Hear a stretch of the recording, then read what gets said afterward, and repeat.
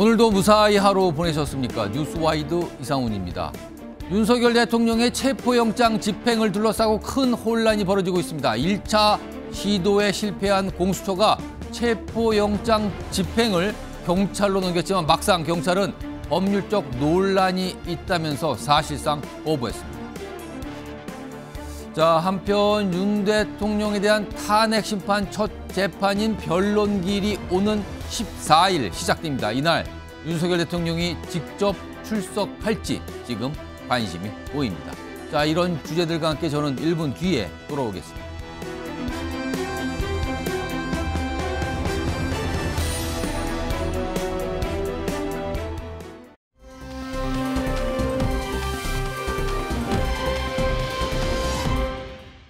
자, 앞서서는 다갈래 수사가 벌어지면서 굉장히 혼란스러운 모습이었는데 지금은요, 윤석열 대통령에 대한 체포영장 집행을 둘러싸고 또 다른 갈래의 혼란이 불거지고 있는 모습입니다. 자, 이 얘기 지금부터 집중적으로 다뤄보겠는데요. 세 분 나와 계십니다. 우선 죄송합니다. 김성태 전 국민의힘 원내대표 자리하셨고요. 김병욱 전 민주당 의원 나오셨습니다. 그리고 이경윤 변호사도 나와 계십니다. 안녕하십니까. 자, 우선 방금 전에 취재 기자의 설명이 있었는데요. 조금 더 자세히 그 내용 좀 정리해 보겠습니다. 우선 공수처가 이렇게 오늘 밝히죠. 내란죄에 대한 수사권은 유지한다. 있다. 여전히 수사하겠다. 다만 이 영장 집행, 1차 영장 집행 시 강한 저항은 있었는데 이게 생각지도 못한 강한 저항이 있었다. 그래서 어려움이 있었다. 그러면서 체포영장 집행을 경찰에, 그러니까 국가수사본부죠. 경찰 산하에 있는 국가수사본부에 일임하겠다. 이런 공문을 어제 경찰에 보냈다는 게 알려집니다. 그러면서 동시에 공수처는 체포영장 연장 신청할 예정이다라고 또 설명합니다. 자, 그러면은 일임하겠다는 공문을 받은 경찰 이렇게 얘기합니다.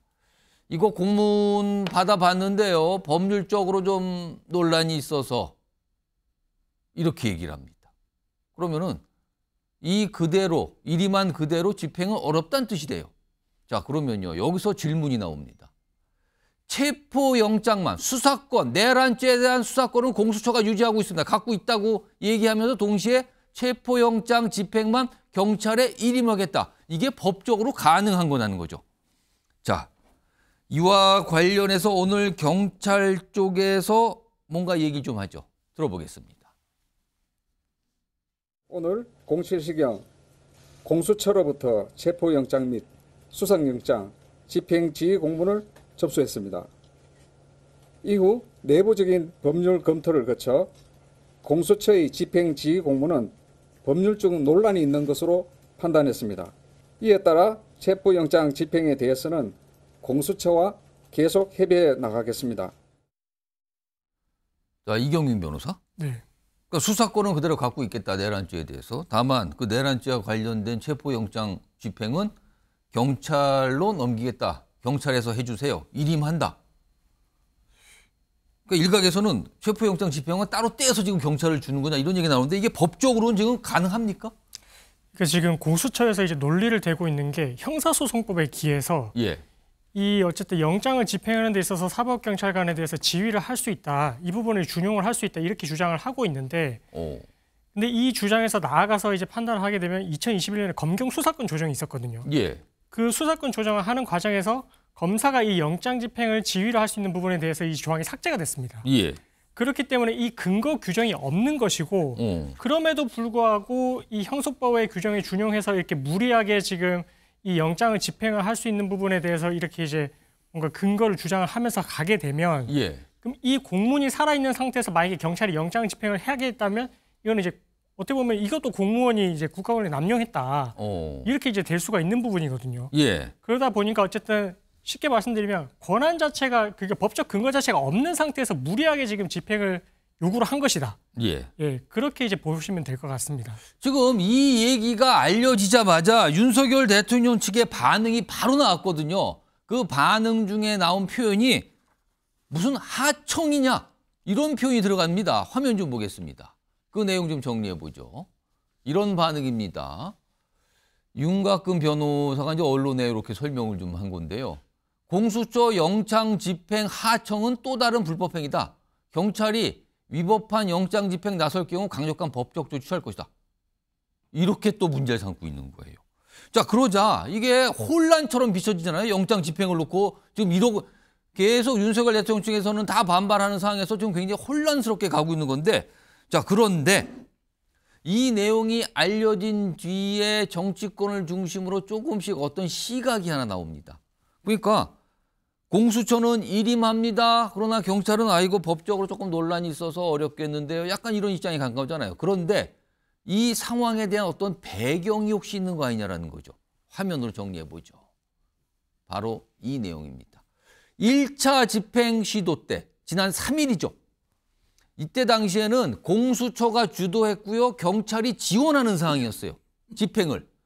그런 상황에서 경찰이 뭐라고 얘기했냐면 그때 경호처가 맡고 있었잖아요. 특히 박종준 경호처장 그리고 경호처 이 수뇌부가 맡고 있었단 말이에요. 그거에 대해서 경찰은 이거 특수 공무집행 방해 등으로 이거 체포해야 됩니다. 이렇게 얘기를 했어요. 그런데 공수처가 이걸 만류했다는 겁니다. 그때 나온 경찰 쪽의 내용이 이겁니다. 어떤 불만 표시죠. 이럴 거면 왜 공조를 하냐는 수사관도 있었다. 공수처 체포 의지 없는 건 아닌가 의문이 든다. 이런 반응까지 나온 겁니다. 이경윤 변호사? 혹시요, 지금 이 체포영장을 둘러싼 일임하고 사실상 거부하고 이런 상황이 이 1차 체포가 있었던 3일 당시에 저런 어떤 의견 충돌 대립 이런 게 혹시 배경으로 봐야 될까요? 이거 어떻게 이해해야 됩니까? 뭐 사실 저런 배경도 물론 존재하긴 하지만 근데 저 배경은 그 이전에 이 수사권을 누가 갖느냐에 대한 부분에서 이제 어쨌든 조금 이제 그런 부분에 줄다리기가 있었었고 그래서 공수처가 이제 가져가서 이 체포영장까지 어쨌든 발부를 받은 상황이면 집행까지 이렇게 부드럽게 나아가서 이제 집행을 했으면 되는 부분인데 그 집행을 하는 과정에서 사실 어떻게 보면 금방 이제 그 집행도 실패를 해서 또 내려왔거든요. 그런 부분이 있다 보니까 경찰 입장에서는 그 상황에서 이제 경호처장을 비롯해서 이제 현행범으로 체포를 하면서 이 집행을 들어갔다면 성공을 할 수 있었던 부분이 아니냐 이런 이제 어떻게 보면 불만 섞인 목소리가 나오고 있는 것이고 그런 과정에서 이렇게 어제 또 갑자기 이렇게 이 영장에 지은 집행권만 따로 떼서 일임을 하는 그런 모양새로 가다 보니까 아무런 협의도 없이 이 부분만 이제 집행을 해달라는 그런 또 취지 자체가 또 이게 또 어떻게 보면 법적 근거도 없는 상태에서 무리하게 또 이렇게 또 일임을 하다 보니 경찰 입장에서 여러모로 지금 이제 문제가 될 수 있는 상황이다 보니 그래서 이런 부분들은 결국은 이제 깔끔하게 정리를 하려면 수사권 자체를 이첩을 하면 되거든요. 그렇게 되면 사실 뭐 나중에 영장을 다시 청구를 해서 이제 집행하는 부분까지 부드럽게 나아갈 수 있는데 수사권을 공수처가 계속 갖고 있는 상태에서 집행만 이렇게 따로 떼서 이렇게 일임을 하려는 모양새로 가다 보니까 근거 자체를 무리하게 또 갖다 붙이고 그러다 보니까 이게 재차 나중에 또 이렇게 무리하게 집행을 했다 하더라도 이후에 또 이렇게 수집된 증거들은 또 위법 수집 증거로서 또 다 이제 증거 능력이 깨질 수도 있는 부분이라서 그래서 그런 부분들을 경찰 입장에서 좀 우려 섞인 목소리로서 이게 법적인 문제가 발생을 할 수 있다 이렇게 해서 이제 거부를 했다라고 보시면 될 것 같습니다. 오늘 경찰 쪽에서 1차 집행 때 1차 체포영장 집행 당시 상황 그리고 앞으로는 어떻게 하겠다 이런 얘기를 좀 밝힌 게 있거든요. 화면을 좀 정리해 보겠습니다. 오늘 경찰 특수단이죠. 그러니까 이 관계자의 설명인데 대통령 경호처 영장 집행 또 저지시는 체포하는 방안 검토하겠다. 이런 얘기를 오늘 밝혔고요. 그리고 1차 지난 3일 1차 집행 당시에 경찰 특공대 등 투입 검토했다. 그리고 2차 집행 시에는 이 방안 검토한다는 원론적인 답변들이다. 그러니까 경찰은 굉장히 어떤 집행의 의지를 보였어요. 당시에도 보였고 지금도 갖고 있다는 거 강조하죠. 근데 공수처가 당시에 말렸다. 뭔가 이런 배경 속에서 지금 일임한다, 사실상 거부한다 이런 게 왔다 갔다 한 거 아니냐는 거죠. 김병욱 전 민주당 의원. 굉장히 지금 혼란스러운 상황이에요. 이거 어떻게 봐야 되는 겁니까 지금? 공수처와 경찰의 입장도 약간 다른 것 같기도 하고요. 원래 공수처가 출발할 당시에 갈등과 타협의 사물이었죠. 4, 5년 전에 고위공직자에 대한 수사가 상당히 부진하다. 검찰이 권력의 눈치를 본다. 그래서 고위공직자만을 전문적으로 수사하는 별도의 기구가 필요하다라는 국민적 합의에 의해서 공수처를 만들어졌는데 이 만드는 과정에서 야당과의 예. 반발 이런 게 아주 많았습니다. 그래서 패스트트랙을 지정을 해서 겨우 공수처를 만들었고요. 초대 공수처장 임명할 때도 제 생각으로 한 2년 걸린 걸로 기억하고 있습니다. 그러다 보니까 여러 가지 견제와 그리고 비판의 속에서 출범을 하다 보니 조직도 작고 예. 인력도 작고 수사 경험도 적고 그리고 또 하나가 검사가 3년 만에 한 번씩 대통령 재가를 받아서 연임을 하게 됩니다. 예. 예, 그러다 보니까 권력에 오히려 눈치를 보는 그런 어떤 내부적인 속사성도 있습니다. 구조적인 한계가 있다는 한계가 말씀입니까? 있습니다. 그래서 공수처 관련된 논문들이 나오고 있는데 그 예. 논문들 중 가장 핵심적인 게 뭐냐면 검사가 임기에 관계없이 일할 수 있는 환경을 만들어 달라. 그게 가장 강한 주장으로 알고 있습니다. 이런 속에서 공수처가 출발을 하다 보니 공수처가 어떤 권한과 어떤 한계를 가지냐에 대해서 법적으로 또는 현실적으로도 한계가 있는 게 사실이고요. 또 이번 사태는 사실 이런 근본적인 한계도 있지만 공수처가 현 상황에 대한 인식이 너무나 아니했다는 생각을 합니다. 일자 집행 때 뭐 200명 정도의 경호처 직원들이 있어서 진압을 못했다. 근데 그 정도는 누구나 생각할 수 있는 거 아니겠습니까? 그리고 또 뭐 강한 조항은 생각하지 못했다. 예, 도저히 이게 상황 인식 자체가 일반 평범한 국민들도 예상할 수 있는 상황 인식을 예. 왜 공수처는 전혀 못했을까? 그리고 그런 상황 분석을 하는 과정에서 경찰과 유관기관의 협조가 부족했는지 안 그러면은 그런 노력을 안 했는지 예. 이런 부분들도 상당히 의심스럽고요. 전체적으로 보면 그러면은 현실적 한계도 있고 상황 인식도 부족한 거 보면 결국 수사 의지가 없었던 건 아닌가라는 것까지도 의심을 할 수밖에 없는 연결이 되거든요. 예. 그래서 이번 사태에 있어서 공수처가 초기에 수사 욕심을 내고 그리고 경찰로부터 사건도 이첩받고 검찰로부터 수사 기록도 이첩을 받았지 않습니까? 예.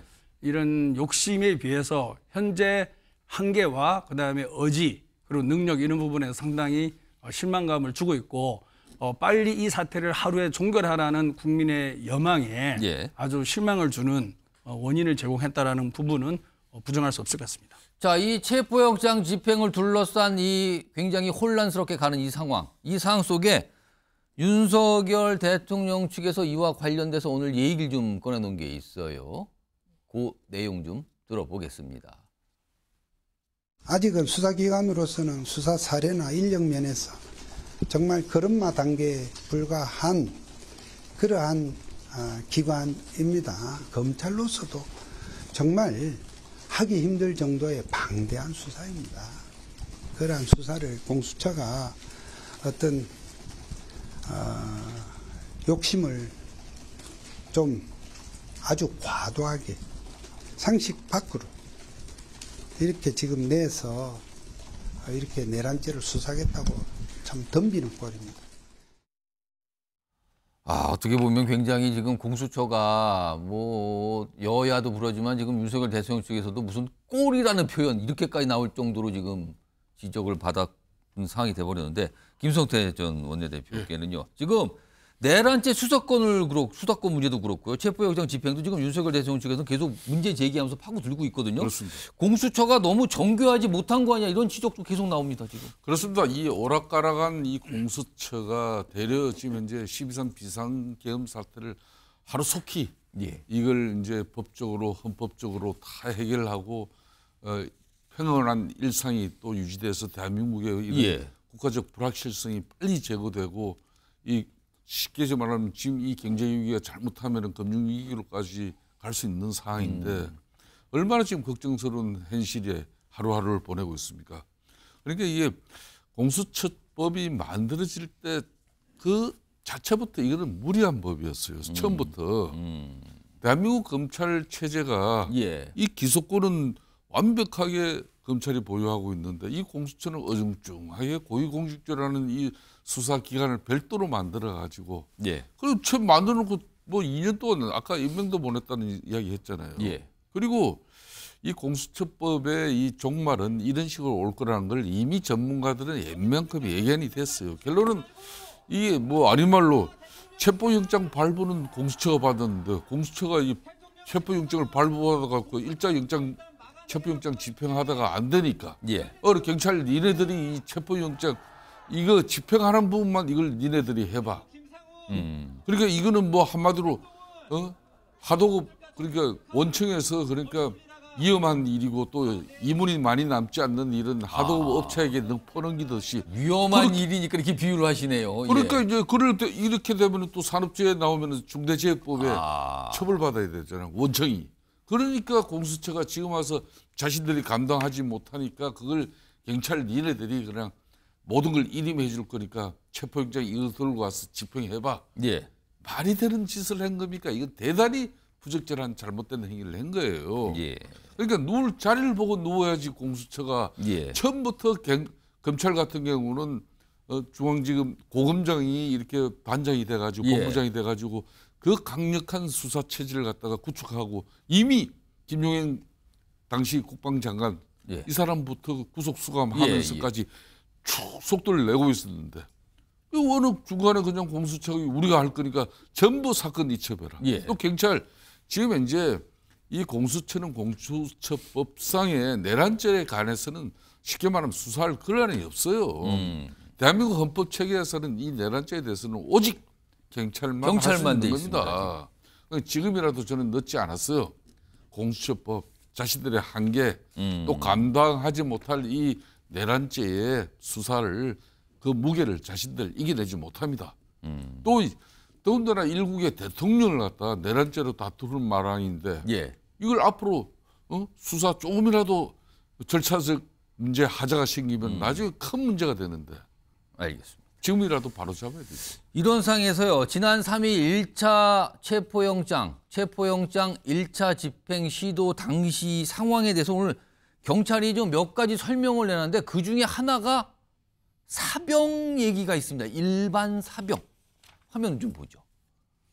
이 내용입니다. 지난 3일 영장 집행 시 경호처가 일반 사병을 동원한 사실을 확인. 그동안 좀 약간 논란처럼 비춰졌어요. 이게 사실이 맞느냐 아니냐인데 오늘 경찰 쪽에서요. 경찰의 특별수사단 관계자가 이렇게 설명을 끊어놓습니다. 일반 사병을 동원한 사실을 확인.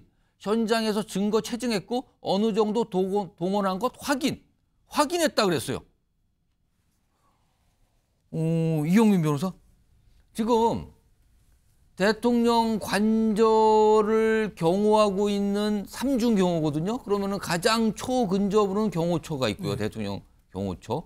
그리고 경찰이 그다음에 있고요. 외곽은 지금 군이 하는 걸로 나와 있단 말이에요. 근데 지금 군을 보니까 수방사 소속 군부대들이 좀 있어요. 이거 만약에 아직은 이제 경찰 쪽에서 이렇게 얘기하고 있는 건데 만약에 최종적으로 일반 사병은 의무 복무하는 군인을 말하는 거예요. 일반 사병 동원이 만약에 최종 확인되면 이거 어떻게 되는 겁니까? 그래서 이게 지금 경호처 소속으로 봐야 되는 군인으로 봐야 될지, 그 이제 파견 근무를 가서 그런 상태에서는 이제 국방부의 책임을 떠났고 이제 경호처가 관리 감독을 하는, 지휘 감독을 하는 그런 체계로 봐야 되는 건지, 아니면은 그럼에도 불구하고 이게 국방부에서 지금 지휘 감독을 하는 부분인데 임의로 이렇게 사병을 동원한 걸로 봐야 될지, 이 부분에 대해서는 아직까지는 좀 해석의 논의가 좀 있어가지고. 그러니까 아직은 조금 더 내용과 설명이 좀 있어야 될 것 같긴 합니다. 오늘 경찰이 일단 확인이라는 표현을 씁니다. 지금요. 예. 그렇습니다. 그런 상태인데 일단은 그럼에도 불구하고 경호처가 무리하게 이 사병들을 동원을 해서 이렇게 이제 뭐 지금 집행을 막는 데 있어서 이제 동원을 했다라고 하면은 이 부분에 대해서도 또 다른 또 직권남용이 될 수도 있는 부분이거든요. 그래서 이 부분은 일단은 뭐 조금 조심스럽긴 하지만 어쨌든 만약에 이 감독 체계가 이렇게 있지 않은 상태에서 무리하게 동원을 했다라고 하면은 형사처벌의 대상으로도 한번 고려를 해볼 수 있는 부분인 것 같습니다. 초기에 이게 논란이 돼서 이런 얘기가 나왔을 때 경호처에서는 부인을 했거든요. 그런데 오늘 경찰이 다시 한번 확인이라는 표현을 쓴 건데 이거 우선 김병욱 전 의원님 이거 어떻게 봐야 되는 겁니까 이거? 사실 우리나라는 아직 징병 체제잖아요. 예. 모병이 아니라 징병이기 때문에 군대를 보낸 부모님들 입장에서 이 소식을 들으면 정말 끔찍할 겁니다. 이렇게 첨예하게 맞닿아 있는 그런 현장에 국가의 국방 업무를 이행하기 위해서 군대를 갔는데 이런 정치적인 현장에 직접 나가서 희생당할지도 모르는 그런 위험에 빠지는 거 아니겠습니까? 경호처는 본질적으로 경호처 소속 경호원들이 있는 거예요. 정권이 바뀌든 계속 대통령실 경호원으로 있는 거 아니겠습니까? 그렇습니다. 그 기본적으로 대통령을 경호하는 분들이죠. 그 나머지 군과 경찰은 협조를 받는 부분인 것이고 특히나 그렇습니다. 아까 말씀드린 대로 군인은 징병이기 때문에 예. 그 사병에 대해서는 특별한 관심과 특별한 이 조치를 생각하고 예. 항상 명령을 내려야 됩니다. 파견이 나갔다 해가지고 그것이 경호처가 과연 명령을 내릴 수 있는 위치인지 아니면 군의 동의를 별도로 얻어서 경호처에 있는 군인들에게 명령을 내릴지 이제 디테일한 부분이 나오겠지만 예. 이런 국가의 체포영장을 집행하러 가는데 군인의 일반 사병을 동원한다? 그거는 아무리 어떠한 명분과 이유를 대더라도 예. 저는 이거는 이것이 사실로 밝혀진다 그러면 상당히 우리나라의 전체 예. 경호 체계에서 큰 오점을 남기리라고 보고요. 경호처에서 내란의 수괴라고 지금 모든 의심을 받고 있는 대통령을 보호하기 위해서 너무나 과잉 보호 예. 또는 국민의 법감정을 넘어서는 조치를 행하고 있지 않느냐. 예. 지금 최근에 철조망도 치더라고요. 예. 이런 부분에 대해서 한 번 더 살펴볼 수 있는 큰 계기가 될 수 있다고 생각합니다. 김성태 전 원내대표 지금 이제 경찰 쪽에 일단 설명이에요. 조금 더 추가적인 확인과 어떤 내용이 좀 더 필요해 보이긴 한데 이거 어떻게 봐야 됩니까? 지난 3일 전에 이제 사실상 공수처가 일자 서부 지원으로부터 발부받은 체포영장을 가지고 예. 대통령 관저에 들어갈 때 대통령 관저의 정문을 지키고 있는 거는 예각 경비예요. 예. 그러니까 이제 수방사 55 경비단인데 예. 제일 먼저 사실상 공수처의 수사관들 검사에게 길을 트여준 게 군 경호 인력입니다. 예. 근데 군 경호 인력인데 그때 이후에 많은 기사도 나왔잖아요. 이 지금 현재 수방사 55 경비단을 비롯한 일부 군에서 나온 대통령 경호 지원 이 부대들이 예. 그 부대장 쉽게 말하면 지휘를 받았습니다. 그래서 공수처와 물리적으로 부딪히지 말아라. 그래서 길을 제일 먼저 열어준 게 예. 이렇게요. 그래서 대한민국에 이제 체계가 다 무너졌다. 일부 그러니까 보수권에서는 그런 비판도 있었어요. 지휘권이 왜 또 이게 행사가 제대로 안 된 거냐? 원래 이제 경호처법상에 이제 대통령 경호를 위해서는 군과 경찰의 협조를 받아서 대통령 신병 경호 예. 만전을 기한다 이렇게 돼 있잖아요. 그런 부분을 이제 오늘 경찰에서 저렇게 이제 최종 이제 마지막 이때 공수처 이제 검사들과 수사관들이 예. 그 이제 관저 200m 앞에까지 올라갔을 때 그때 마지막 이제 200막 이제 바리케이트 스크럼 짜고 예. 바리케이트가 있었다 그런 거 아니에요? 예. 그걸 아마 지칭하는 건데 글쎄 이 부분에 대해서는 경찰이 그런 현장에서 확실한 체증이 있고 지금 그런 얘기를 나오는데요. 증거가 예. 있다면은 경찰이 그 부분을 제시해서 이런 부분도 분명히 바로 잡아야 될 부분이죠. 지금 저지선이라 표현데 그 저지선이 그 1차 시도 이후에 1차 저지선, 2차 저지선, 3차 저지선 여러 가지 설명이 있었어요. 과연 어느 단계 때 일반 사병의 모습이 있었던가 이런 것도 아마 추후에 좀 설명이 돼야 될 것 같습니다. 지금요. 관저하고 예각, 울타리 예각이 예. 하던 부분에 이쪽 관저 정문은 분명히 수사관들이 들어갈 수 있도록 물리를 충돌 없이 협조를 해줬는데 예. 또 이 병력들이 일부는 관저 바로 근저에서 예. 또 이렇게 경호처에 실질적으로 지휘를 받고 있었던 상황이 있을 수도 있는 거죠. 알겠습니다. 그런 것 같은데. 지금 체포영장 집행을 둘러싼 공수처와 경찰의 각각 뭔가 달라 보이는 입장. 그 가운데 경찰이 일반 사병과 관련된 얘기 이렇게 꺼내놓은 상황이었어요. 오늘 설명들이 많이 나왔거든요.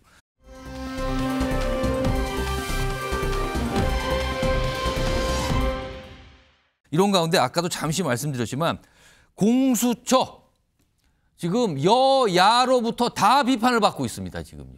오늘도 그런 목소리 계속 나왔거든요. 여야의 이야기 들어보겠습니다. 공수처장의 무능과 우유부단함에 대해서도 비판하지 않을 수 없습니다. 공수처장 행태를 묵과하지 않겠습니다. 오동훈 공수처장은 엄동설안에 밤새워 내란 속의 윤석열 체포를 촉구한 수많은 국민 앞에서 부끄러운 줄 알기 바랍니다. 공수처는 내란죄 수사권한이 없기 때문에 체포영장 자체가 불법입니다. 그러니까 무효입니다. 그것을 경찰에 이첩한다고 해서 효력이 발생하는 것도 아니고, 그리고 공수처가 경찰을 수사지휘할 권한이 없습니다. 그런데 공수처가 집행을 못한다고 해서 그거를 경찰에 이첩한다고 해서 그 불법 무효인 영장이 합법이 되지는 않다는 말씀을 드립니다. 그러니까 어느 순간 공수처 여야가 다 비판하고 있어요. 물론 비판의 내용과 방향은 좀 다릅니다만 다 압박과 비판을 받고 있는 상황이 됐죠. 이런 가운데 어제도 그렇고 오늘도 그렇고 공수처장은 출근길에 기자들 질문에 어떤 답변도 하지 않는 상황입니다. 굉장히 곤란하고 당혹스러운 상황일까요? 이런 상황에서 그럼 지금 이 혼란스러운 모습을 어떻게 해결할까? 그러니까 내란죄 이 수사권을 둘러싼 논란, 그리고 체포영장 집행을 둘러싼 논란, 이런 거거든요. 크게 보면. 자, 이걸 어떻게 해야 되는 거죠, 지금? 화면을 좀 보겠습니다. 이런 얘기들이 좀 나오고 있습니다. 두 가지 논란이죠. 이 해결책은 일단 내란죄, 형법상 내란죄의 아주 명백한 수사권은 경찰이 갖고 있습니다. 그렇습니다. 경찰이 갖고 있어요. 그래서 일각에서는 아니 경찰이 처음부터 수사했으면 되는 거 아니냐. 그리고 경찰이 체포영장 신청도 경찰이 하고 집행도 경찰이 하면 되는 거 아니냐.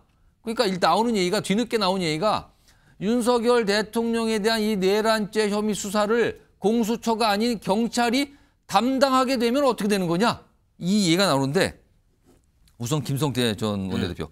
이 의견에 대해서는 동의하십니까? 경찰이 하는 게 맞다고 보십니까 지금? 지금은 모든 게 12.3 비상계엄에 대한 위헌적이고 위법적인 문제에 대해서는 철저하게 헌법과 법률에 의해서 이게 작동되어져야 돼요.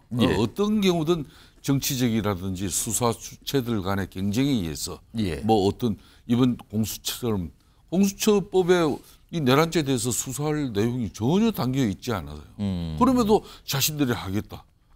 그래서 이런 사단이 나는 것인데 지금 이제 대한민국 헌법 체계에서 법률에서는 내란죄는 경찰밖에 할 수 없는 겁니다. 그러면 지금이라도 저는 이 경찰 왜 이게 국조본을 통해 가지고 이제 쉽게 말하면 경찰이 할 수밖에 없는 내란죄 수사를 갖다가 국조본을 통해서 그 이제 법률적 그 문제를 갖다 극복하고자 했거든요. 그런데 이제 공수처가 체포영장을 집행하는 과정에 이 문제가 생겼고 또 이제 대통령 변호인 측에서 계속 위법적인 이런 불법적인 지금 현재 공수처에 뭐 영장 발부를 신청한 것부터 또 수사를 하는 것부터 모든 게 지금 이쪽에서는 불법으로 보고 있어요.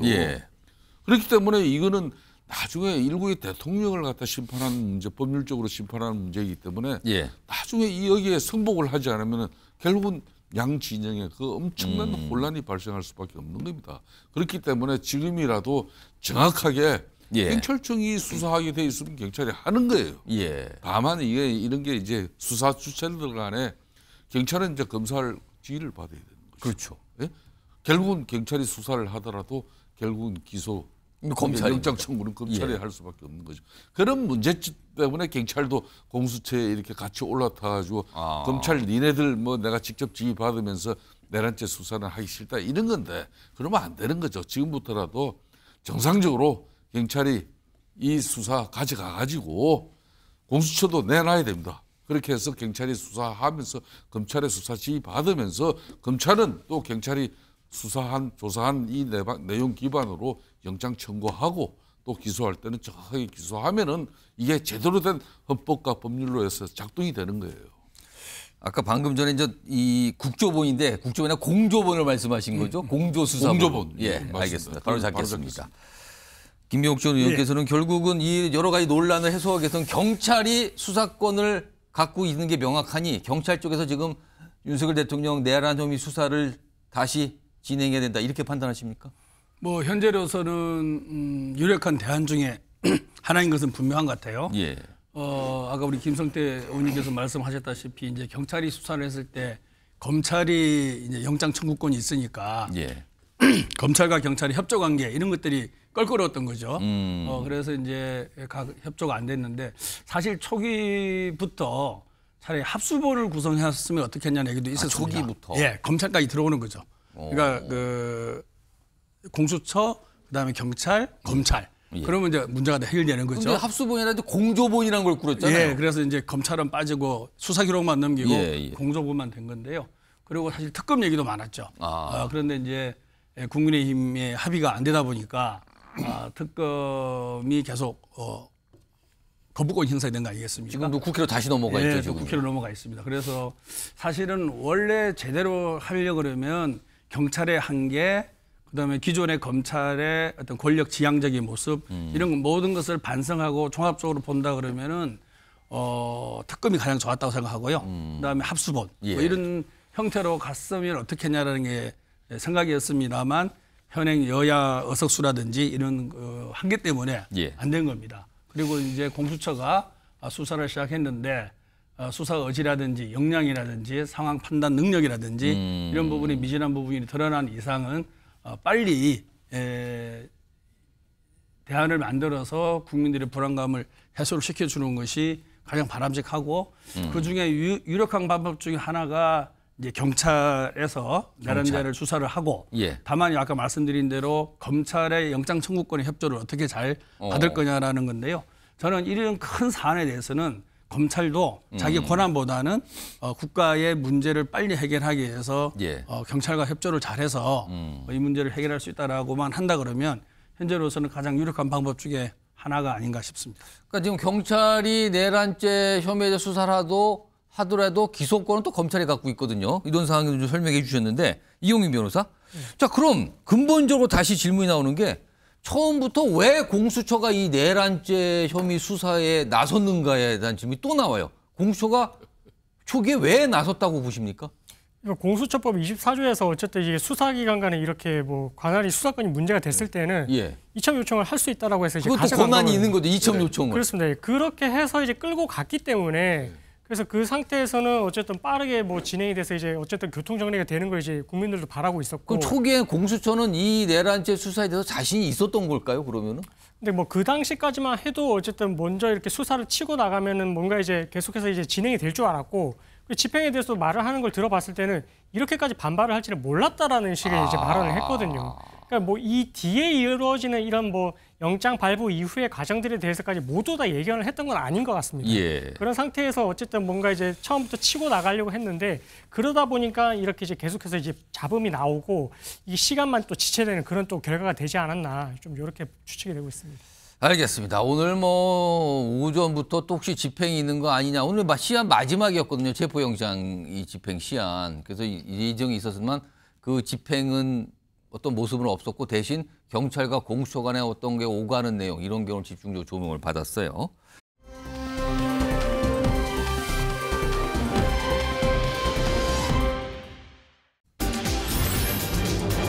관저 집결입니다. 뒤쪽에 나오는 게 국민의힘 국회의원들이죠.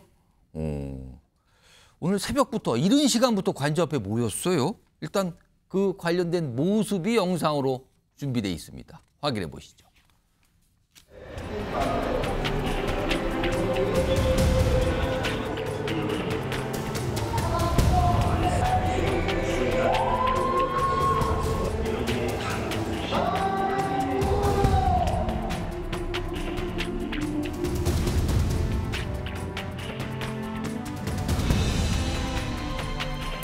대통령의 인신을 구속하겠다고 하는 법률 전문 기관에서 이렇게 오락가락 갈팡질팡하면서 어설픈 영장의 집행을 하겠다고 시도했다는 사실 자체가 경악스럽기 짝이 없습니다. 언론에서는 보니까 한 30명 정도, 한 30여 명 정도거든요. 화면을 좀 볼까요? 이렇게 좀 파악이 되는데 언론에서는 여러 가지 표현들을 좀 쓰고 있어요. 여기 보시면 김기현, 나경원, 박대출, 이만희 의원 등등등 여당 의원 30여 명. 근데 또 주목받은 거는 친한계 의원으로 통하는 장동혁 의원도 참석을 했다. 이 또 그래서 좀 약간 또 주목을 받았는데 언론에서는 주로 영남권 의원이 많이 보이네요. 친윤계로 통하시는 의원들이 많이 보이네요. 약간 이런 시각도 좀 보였는데 이와 관련해서요. 오늘 이 당 차원에서 설명이 좀 하나 나왔고요. 그리고 다른 동료 여당 의원들의 지적도 좀 있었습니다. 목소리 들어보시죠. 뭐 지도부가 지침을 주거나 뭐 이런 건 없습니다. 자발적으로 가시겠다는 분들은 가셨고 뭐 구체적으로 어떤 활동을 하시는지도 지도부가 보고받은 바는 없습니다. 민심이랑 이렇게 많이 괴리될 수가 있구나라는 생각. 그리고 특히 뭐 윤상현 의원 같은 경우 관저로 좀 들어가기도 했고 이런 식으로 생각해 보면 다선 의원들 그다음에 당의 이제 중진이라는 분들조차 예. 저렇게밖에 본인의 정치적 입지를 확인할 수밖에 없는 그런 상황에 대해서 좀 안타깝고 짠합니다.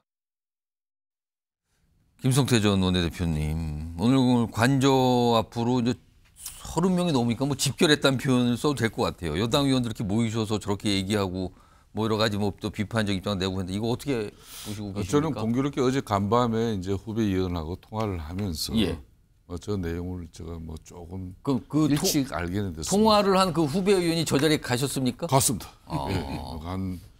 뭐 대략 한 40여 명 정도 참석할 것 같다. 뭐 그랬는데 지금 뭐 언론에서 파악하기는 한 30여 명 정도로 나와요 지금. 그렇게 보이네요. 그런데 제가 볼 때는 이제 이런 거죠. 지금 이제 마지막으로 뭐 윤석열 대통령에게 집권당 의원들로서 자신들 도리는 다하는 그런 모습 이상 이하도 아닙니다. 그러니까 이제 지금 12.3 비상계엄으로 이 위헌 위법적인 이 혼란으로 대한민국 사법 체계가 지금 무너지고 있고 뭐 경제 그리고 국가 불확실성 신인도 이 하락에 따른 엄청난 국가적 위기를 다 왜 모르겠습니까? 그렇지만은 이제 이 특히 공수처가 좀 헌법 규정에 의해서 또 법률에 의해서 정확하게 이 대통령에 대한 이 위헌적이고 위법적인 이런 내용에 대해서 수사가 이루어져야 되는데 그렇지 못하고 너무 졸속적으로 이루어지고 하니까 저는 빌미를 만드는 거예요. 저는 그런 측면에서 대단히 안타까운 그림입니다. 지금 국민의힘은 집권당으로서 윤석열 대통령의 12.3 비상계엄을 어떤 경우든 정당화 또 당위성을 확보하는 그런 뭐 정치적 행위는 저는 이루어질 수 없다고 봅니다. 다만 이 수사 주체들이 올바른 수사 그리고 영장 발부를 받아서 이게 대통령을 조사하는 그 절차적 정당성에 문제가 생기니까 저렇게 이제 자신들이 나가서 바리케이드를 친 거 아니겠습니까? 뭐 저 역시 이제 국민들 판단은 그렇게 좋게 보지는 않을 거예요. 그렇지만은 이제 저는 덧붙여서 드리고 싶은 말씀은 지금 이제 국민의힘은 집권당으로서 윤석열 대통령께서 12.3 비상계엄의 이 오판에 대한 무한 책임을 지른 정당은 정치적으로는 국민의힘입니다. 국민의힘은 첫째도 둘째도 국민들에게 숙고대죄하면서 일련의 이 사태를 안정적으로 수습할 수 있는 그 중심의 역할을 다해줘야 되는 것이지 그렇다고 해서 지금 현재 엎질러진 물이 저런 모양 모습의 다시 이제 뭐 윤석열 대통령이 뭐 아무 일도 없던 것처럼 대통령 영을 세우고 국민들 앞에 바로 설 수 있는 그런 여건은 아닙니다. 그렇기 때문에 저 모습은 지금이라도 이제 이 수사 주체들이 경쟁적으로 이 수사 혼란 이걸 자초하고 또 국민적 불안 이 갈등만 정폭시키는 이런 양상을 벗어나서 빨리 거듭 이야기합니다만 헌법적이고 법률적인 그런 뭐 수사가 이루어질 수 있도록 촉구하는 그 이상의 의미를 가지지 저는 않을 거라고 보고 있습니다. 김명철 의원, 민주당에서는요 오늘 관저 앞으로 집결한 여당 의원들 향해서 지금 뭐 고발을 검토한다 이런 얘기가 나왔거든요. 네, 이번 죄송합니다. 비상계엄 사태 이후에 정말로 실망스러운 몇 개 장면이 있습니다. 제가 보기에는 첫 번째는 탄핵 통과가 되고 나서 국민의힘 의총장에서 물병이 날아들고 책임 소재를 가린 거 아니겠습니까? 사실 그때는 국민들 앞에 섰고 대제하는 사과의 모습이 필요한 건데 자기들끼리 치고받는 모습들. 그리고 두 번째는 한덕수 총리의 탄핵을 앞두고 국무위원들이 나와서 한덕수 탄핵은 국무위원 전체의 탄핵이다. 그럼 탄핵을 반대했지 않습니까? 그때도 국무위원들이 국민들한테 사과를 하지 않았어요. 계엄을 철저히 막지 못해서 정말로 죽을 죄를 졌다라고 사과를 하고 해도 정말 이해가 안 가는 부분인데 정말 국민의힘 의원들이나 국무위원 누구에게도 국민들에게 제대로 된 사과를 하지 못했습니다. 이런 몇 개 장면이 스쳐 지나가는데요. 아마 이 장면도 아마 영원히 남을 정말 기억하고 싶지 않은 장면일 것 같습니다. 국회의원들이 개인적으로 대통령에 대한 의리를 지키는 것은 필요하죠. 그럼 그건 개인적으로 해야 되죠. 저렇게 집단적으로 특히 첨예하게 맞닿아 있고 경찰의 공수처의 공권력이 들어올 것을 앞두고 있는 이 즈음에 40명 이상의 국회의원들이 저기에 가서 있는다는 것은 저거는 끝까지 싸우자라는 선전선동의 장으로 활용한 것밖에 비춰지지 않는다고 봅니다. 아무리 좋은 뜻으로 저곳에 갔다고 하더라도 헌법기구의 한 사람의 국회의원의 행동으로서는 도저히 있을 수도 없고 내란을 동조하거나 또는 방조를 했다라는 법률적, 정치적 책임에 있어서도 지속적으로 저는 오르내릴 수밖에 없다고 보고요. 국회의원들의 행동은 정말로 진중해야 됩니다. 하나의 자기의 모습이 헌법기구로서 또 헌법을 수호해야 될 책임자로서 국민들에게 어떻게 비춰질까. 그것을 가장 염두에 두고 일거수일투족을 해야 되거든요. 개인끼리의 이런 그 관계나 의리를 위해서 저런 공간을 활용한다는 것은 있을 수 없다고 봅니다. 이경규 변호사, 지금 민주당에서 뭐 고발 검토 나오는데 어떤 혐의로 고발이 가능한 걸까요? 이거는요? 뭐 굳이 이제 적용을 하자면은 또 뭐 집행이 들어올 수 있는 부분이니까 그 부분에 대해서 이제 뭐 특수공무집행 방해, 뭐 공무집행 방해, 뭐 그런 쪽으로 이제 어쨌든 또 이제 다수가 모였으니 뭐 특수를 붙여서 이제 그렇게 하긴 할 것 같은데 일각에서는 저건 정치적인 행위 아니냐 또 이런 또 시각도 있어요. 예, 그렇습니다. 뭐 그렇게 해서 고발은 그 제명으로 들어갈 수는 있지만 실제 처벌까지를 고려를 했을 때는 뭐 아직까지 뭐 집행까지도 나아가지는 않은 상황이라서 뭐 처벌까지 될지는 의문이고 어쨌든 뭐 저기서 더 나아가서 뭔가 이제 행동을 하고 이렇게 하는 부분에 있어서는 뭐 또 추가로 이제 뭐 적용이 될 여지는 있겠지만 아직까지는 법적으로 뭐 고발을 한다고 하더라도 처벌까지 가기에는 좀 무리가 있지 않나 이렇게 보여집니다. 자, 이런 가운데 어제도 그렇지만 오늘도 여전히요. 이 한남동 윤석열 대통령 관저 앞에는요. 윤석열 대통령을 지지하는 집회 그리고 윤석열 대통령을 비판하면서 뭐 체포영장 집행과 탄핵을 해야 된다고 주장하는 집회 이렇게 또 열리고 있습니다. 지금 이 시간도 계속 열리고 있을 거예요. 그 모습 좀 확인해 보겠습니다.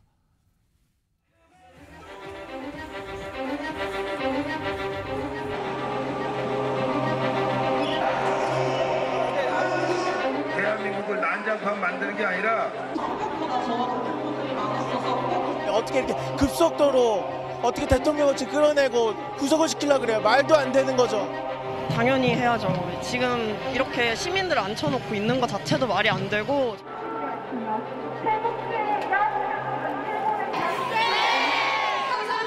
혁명을 일으킬 겁니다. 우리도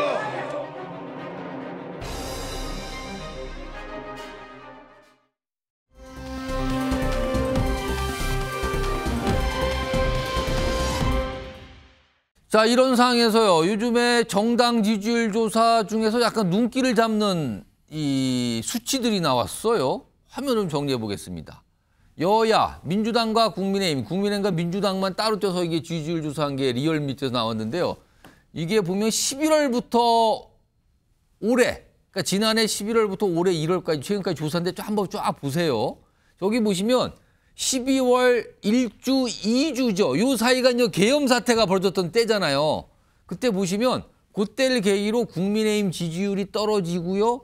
반면에 민주당 지지율은 올라가는 모습입니다. 이게 12월 초 상황이었거든요. 근데 지금 한 달 정도 지난 1월 초 상황 보세요.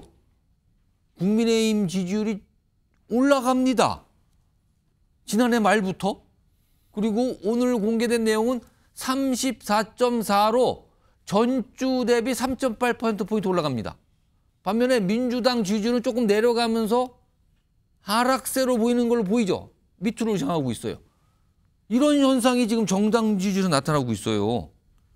김성태 전 원내대표, 여당 지지율 상승 이거 어떻게 봐야 되는 겁니까? 예, 이런 것이죠. 지금 이제 공수처는 뭐 위법한 영장 청구를 통해 가지고 윤석열 대통령을 체포해서 쉽게 말하면 수사하겠다 그러고 또 현재는 민주당 탄핵소추위원장인 정청래 위원장은 이제 사실상 탄핵소추의 핵심 내용인 이 내란죄를 갖다 헌재 심판에서 빼고 또 진행하자 이러니까 이런 부분에 대해서 엄청난 사법 체계의 혼란 그러니까 뭐 헌법 이 자체가 지금 이제 위협받고 있는 이 상황에 대해서 국가적 위기에 따른 그런 이 혼란을 갖다가 좀 걱정하고 우려하는 그런 보수 진영이 직결을 하고 있는 거죠. 이걸 뭐 그렇다고 해서 윤석열 대통령의 지지를 위해서 윤석열 대통령이 끝까지 대통령 탄핵되면 안 된다는 그런 어떤 관점의 지지율이 이렇게 높아졌다기보다는 지금의 이 혼란 위기 상황을 걱정하는 그 우려 섞인 국민들의 입장이 저렇게 이제 여론조사를 나오는 건데 또 한편으로는 이런 보수 겁니다. 유권자들의 걱정이 반영되거나 이렇게 또 보십니까? 한편으로는 만일 이렇게 해서 좀 이제 위헌적이고 위법적인 이제 이런 헌재 심판 그리고 이제 또 법률적 심판 이런 행위들이 다 이루어지고 나면은 조기 대선으로 갈 것 뻔한데 그러면은 이재명 지금 대표의 그 사법 리스크를 안고 지금까지 2년 7개월 동안 국정이 거지 뭐 혼란스러웠던 이 상황에 그 원죄 책임을 가지고 있는 그 사람도 있는데 이건 뭐야 하는 그런 심리가 분명히 저기에는 담겨 있다고 볼 수 있습니다. 김병욱 전 민주당 의원께서는 여당 지지율이 올라가고 민주당 지지율이 약간 주춤해서 내려가는 모습이에요. 지금 최근에 뭐 이런 모습인데 이거 어떻게 보고 계십니까? 왜 그렇다고 보십니까? 일정 정도 뭐 국민의힘의 작전이 좀 성공하고 있지 않나는 생각을 합니다. 무슨 얘기냐면은 사실 있을 수도 없는 진짜 이 군을 동원한 비상계엄 조치가 있었지 않습니까? 그럼에도 불구하고 국민의힘이나 일부 극렬 보수층들은 이것을 정쟁화를 시킨 거죠. 이거에 대한 본질보다는 지역적인 문제를 과대 포장을 하고 국민들이 잘 알지 못하는 법조문을 끄집어내서 억지 주장을 펴고 또 아무 말 대잔치를 하면서 이 사건을 정쟁화를 시킨 겁니다. 정쟁화를 시키다 보면 어떤 현상이 나타나냐면은 진영끼리 결집해요. 정쟁화를 하면 옳고 그름보다는 이건 우리 편, 이건 내 편. 이렇게 하면서 의사표시를 하는 게 보통 정치권의 관행입니다. 그러다가 일정 정도 지나가면 이건 아니다 싶어서 다시 제자리로 돌아오르거든요.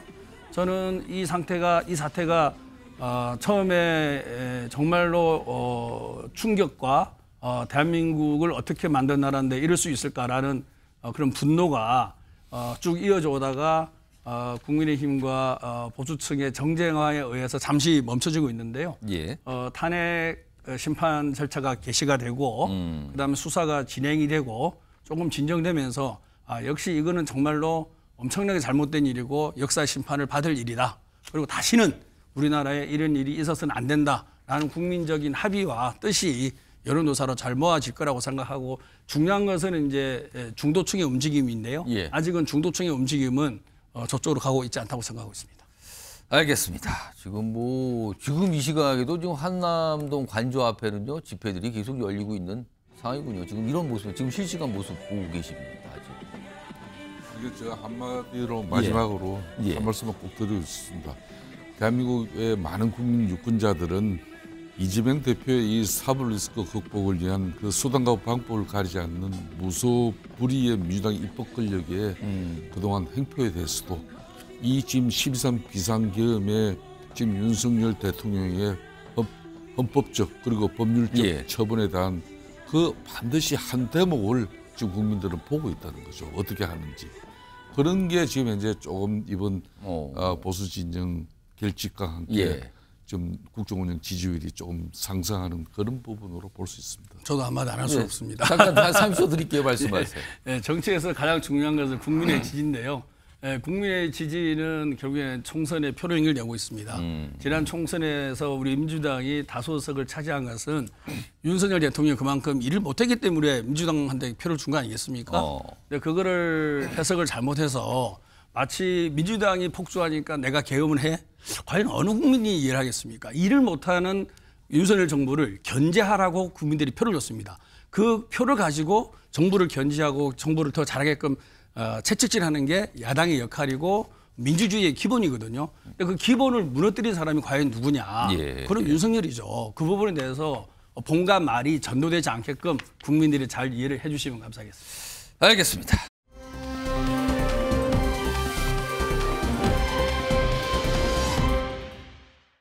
탄핵 사유 가운데 내란죄를 뺐다는 국민의힘의 주장은 정말 모르고 했다면 헌법재판 절차에 대해서 너무 무지한 것이고, 그리고 그 내란 행위들이 위헌이어서 헌법을 수호할 의지가 없는 것으로 판단할지 여부를 헌법재판소에서 심리하겠다. 이거는 기본 중에 기본입니다. 다 아는 걸 제발 좀 권성동 원내대표께 좀 물어보십시오. 뭐라고 답하는지.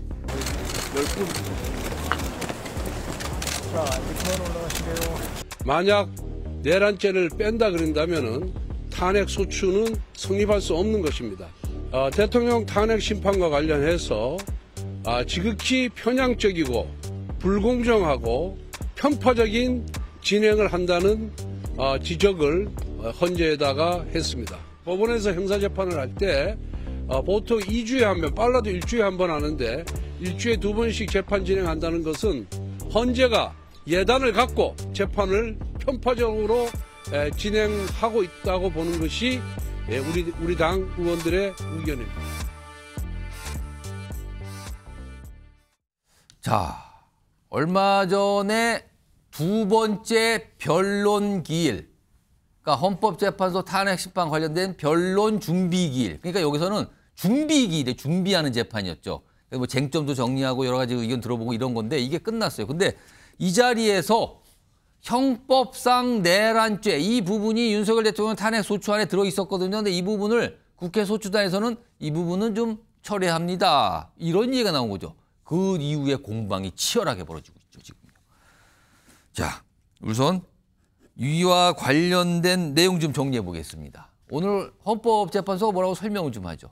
이 내란죄 부분을 빼는 부분에 대해서 탄핵소추 사유변경 시, 그러니까 구체적으로 말씀드리면 형법상 내란죄를 탄핵소추안에서 탄핵사유에서 빼는 부분, 드러내는 걸 말해요. 이 사유변경 시 국회 재의결 필요한지에 대한 명문 규정은 없습니다. 그리고 이런 거는요, 재판부에서 판단할 사항입니다. 그러니까 변경에 대해서 인정을 할지, 뭐 재의결 필요한지 이런 거는 헌법재판소가 판단할 거예요. 우리 쪽 관할입니다. 이렇게 강조를 한 거죠. 일단 이렇게 돼서 어느 정도 헌재가 판단하겠다는 입장까지 나온 겁니다. 자, 그럼 이 얘기 좀 해볼 텐데요. 지금 송영훈 전 국민의힘 대변인 그리고 이동학 전 민주당 최고위원 나와 계십니다. 안녕하십니까? 안녕하세요. 우선 송영훈 전 대변인. 국회 소추단, 여기 이제 민주당이 주도를 하고 있죠, 사실은요.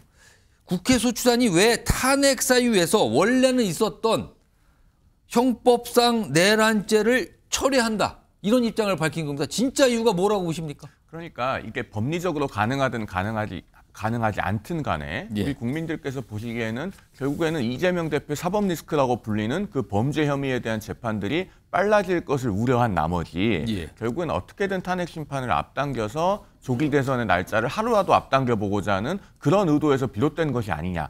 그 부분을 지금 의심을 갖고 보고 계신 거예요. 그러니까 탄핵 심판을 빨리 마쳐야 된다. 그렇죠. 그리고 빨리 대선, 조기 대선으로 가야 된다. 이 생각이 깔려 있는 거 아니냐고 보시는 거예요? 그렇죠. 왜냐하면은 자 시간표를 한번 잘 비교를 해보시면 자 문영배 헌법재판소장 권한대행과 이미선 재판관의 임기 만료일이 4월 18일입니다. 4월. 그래서 많은 분들이 그러면 그 날짜 직전에는 헌재가 결정하지 않겠는가 이렇게들 보고 계세요. 그러면은 4월 한 15일, 16일쯤에 결정을 한다면은 그로부터 60일, 즉 2달 이내에 대선을 치러야 되지 않습니까? 6월 중순에 대선이 발생할 수 있어요. 그런데 이재명 대표의 선거법 위반 사건은 633 원칙을 엄격하게 적용을 하면은 12월 6일에 사건이 올라갔으니까 3월 6일까지 2심 판결이 나와야 됩니다. 그러면은 그로부터 다시 3개월을 계산해 보면 6월 초 아닙니까? 대법원. 날짜가 엇비슷하게 돼요. 그래서 지금 이 탄핵 심판에서 그토록 탄핵 소추문에서 강조했던 내란죄에 대한 주장을 철회하겠다라고 하는 것은 결국에는 이재명 대표 한 사람을 위한 것이 아니냐 이런 의구심 어린 시선들이 분명히 존재하는 겁니다. 여기에 대해서 민주당이 분명한 답을 내놔야죠.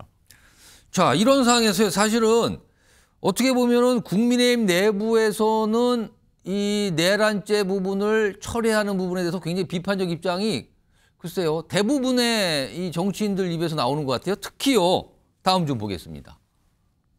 여기 보시면 안철수 의원 그다음에 유승민 전 의원은 그동안 탄핵 찬성파로 알려진 의원들이에요. 근데 여기도 이 부분에 대해서 내란죄 빼는 부분에 대해서는 비판적이에요. 내란 빼고 헌재가 탄핵 결정한다면 국민들이 헌재 결정에 승복할 수 있겠나. 비판적 입장.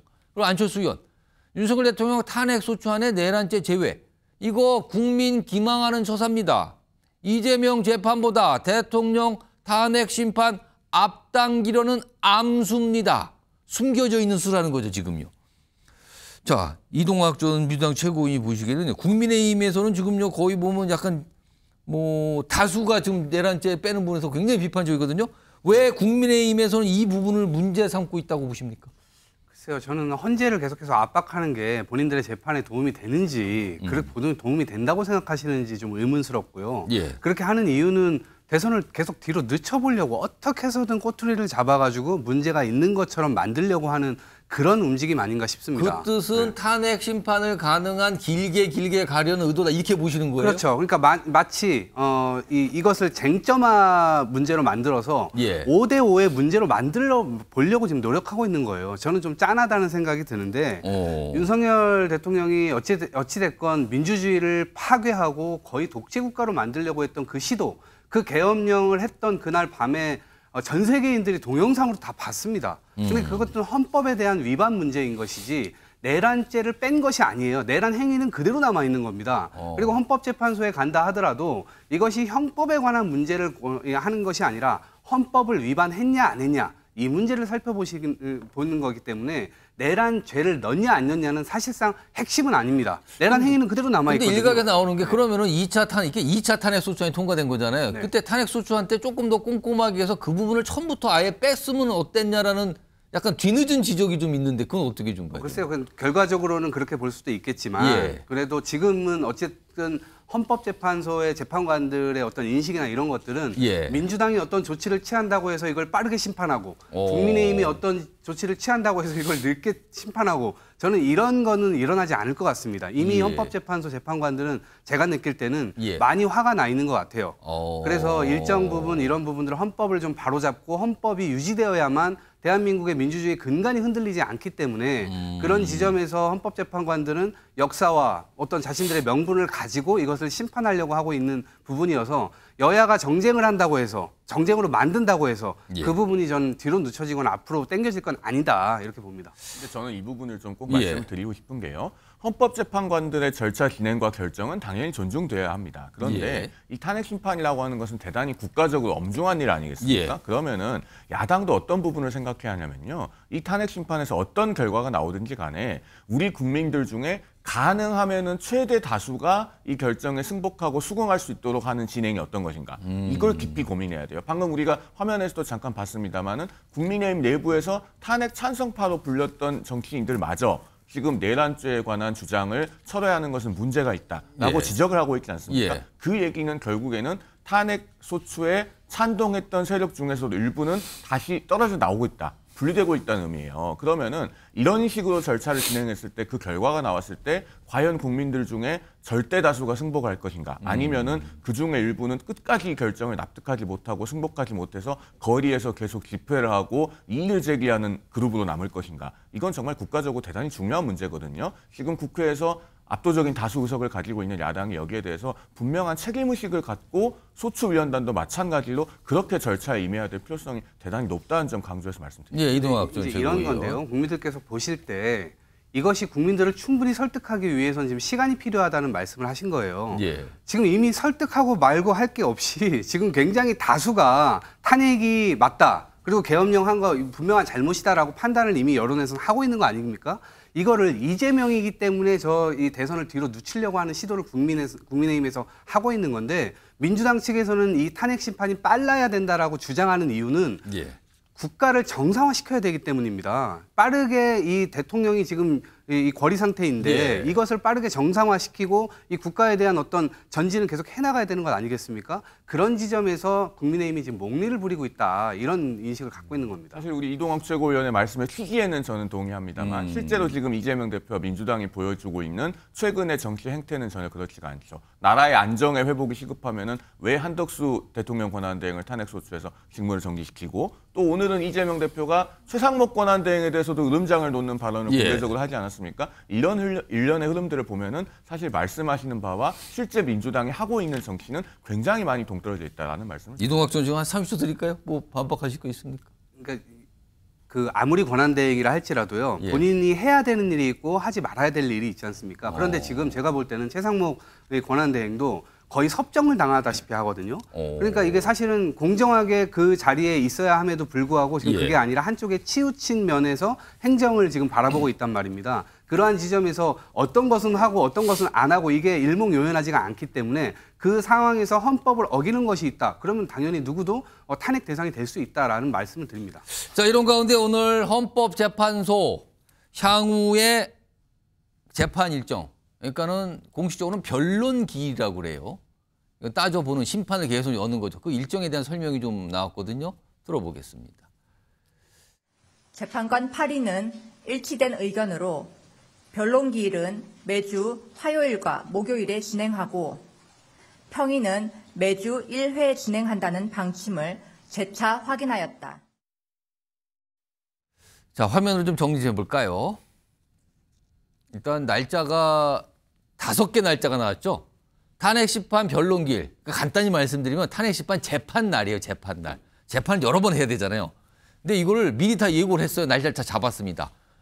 그러니까 1차가 오는 14일, 그리고 이틀 뒤인 16일, 그리고 주를 넘어가서 21일, 23일, 또 넘어가서 설 연휴 지나서 2월 초에 2월 4일.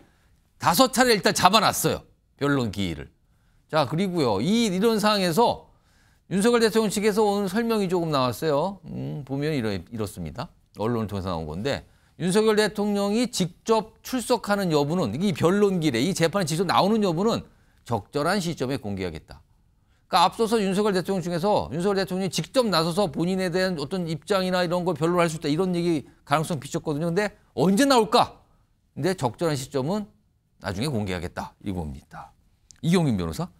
일단 이 변론기일, 그러니까 간단히 말씀드리면 재판이죠. 이 재판에는 당사자, 그러니까 윤석열 대통령 같은 경우 당사자죠. 꼭 나와야 되는 겁니까? 그리고 만약에 나온다면 윤석열 대통령은 언제쯤 나올 걸로 전망을 해야 될까요? 이 두 가지입니다. 사실 출석을 할 의무는 없습니다. 없습니까? 왜냐면 변호인들이 이제 대리인으로 나와 있기 때문에 진행은 가능하고요.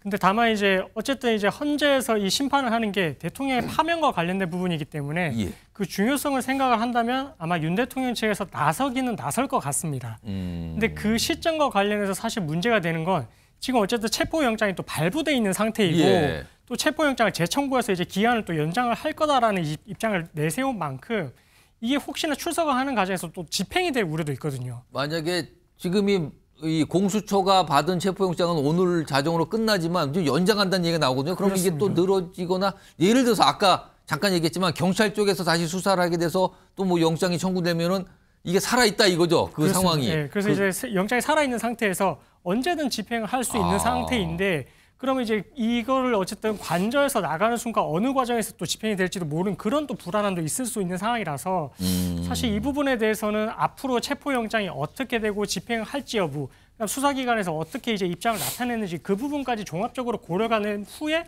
아마 적절한 시점에 그때 나가서야 이제 아마 본인의 목소리를 조금 직접적으로 내세우지 않을까. 이렇게 좀 생각이 그 부분이 좀 정리가 된다 이 말씀이네요. 맞습니다. 일단 뭐 가능성은 열어뒀어요. 윤석열 대통령이 직접 이 헌법재판, 탄핵심판 변론기일에 출석할 수도 있다. 그러나 그게 언제인지는 적절한 때에 공개하겠다. 이렇게 나왔어요, 설명이. 이런 가운데 앞서서 전해드린 목소리 중에 국민의힘의 권성동 원내대표가 이제 헌재에 대해서 약간 불만 표시를 했죠. 편향적이다, 불공정하다. 약간 이런 취지의 비판 또는 주장을 내놨는데 오늘 또 이런 내용이 나왔어요. 국민의힘 의원 가운데 이런 주장을 하신 분이 있네요. 화면 좀 보겠습니다. 조배숙 의원이에요. 조배숙 의원 판사 출신 아니십니까? 헌법재판소가 너무 정치 편향적이다. 헌법재판소를 없애야 하는 것 아닌가 싶다. 오늘 기자들 만나서 좋은 얘기를 했다 그래요? 이동학 전 최고위원. 네. 국민의힘 일각에서는 헌재 판단 자체에 대한 불신 이런 걸 갖고 있는 걸까요, 그럼? 저건 정치 색깔 씌우기로 보이는데 저렇게 가다 보면 나중에 나라를 없애자고 할 판일 겁니다, 아마. 저게 유불리에 따라서 저렇게 이야기를 하는 것일 텐데 헌법재판소는 이미 정치적 색깔을 씌우고 보면 신뢰가 떨어질 거 아닙니까? 국가기관은 신뢰가 생명입니다. 근데 윤석열 정부 들어와 가지고요. 지금 수많은 기관들이 그 신뢰를 완전히 손상당했어요. 검찰 마찬가지죠. 김건희 여사 명품백 조사라고 했더니 제대로 하지도 않고 수사도 제대로 안 했습니다. 그리고 권익위 마찬가지예요. 감사원, 이 관저, 이 공사 비리가 확 드러났음에도 불구하고 제대로 된 조사도 하지 않았습니다. 그러다 보니까 이 국가기관들의 신뢰가 하나둘씩 꺾어져 나갔는데 이 계엄령 선포로 인해서 이제 군대까지 완전히 지금 박살이 난 상태입니다. 근데 이제 그것을 판단하고자 재판부로 이제 넘어갔습니다. 근데 이제 헌재도 저렇게 색깔을 씌우고 나중에 이제 형사 관련된 이 재판이 또 진행될 때 지금 우리가 얘기하고 있는 내란죄의 경우 형법재판소에서 진행이 될 텐데 그때도 또 색깔 씌우기를 또 저렇게 해가지고 결국에는 자신들이 잘못한 거 없고 인정도 안 하고 반성도 안 하는 투로 계속해서 가겠다. 이것은 민주공화국의 적입니다. 그렇기 때문에 지금 민주공화정에서 우리가 선거를 통해서 국민들 앞에 우리가 이런 나라를 만들겠습니다. 민주주의를 하겠습니다. 이런 얘기 할 수 있겠습니까? 저런 식으로 국가기관의 신뢰를 완전히 망가뜨리는 저런 행태를 정치인들이 하는 것, 그리고 특히나 이 지금 굉장히 핵심적 요직을 맡고 있는데 저런 분들이 나와가지고 저런 얘기들을 한다는 것은 대단히 실망스러울 뿐만 아니라 민주주의가 정말 위기 속에 있구나라는 걸 다시 한번 절감하게 됩니다.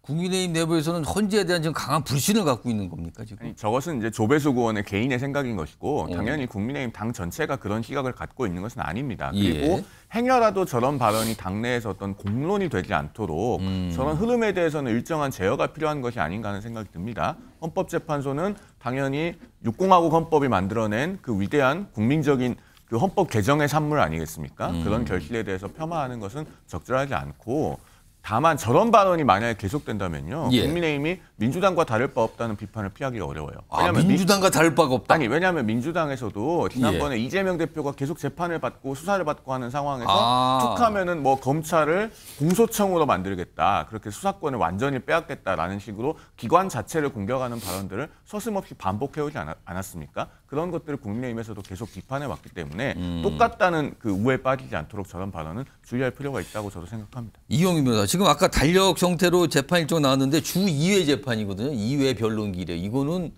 글쎄요. 많은 겁니까? 아니면 뭐 어떻게 좀 판단해야 되는 겁니까? 이거는?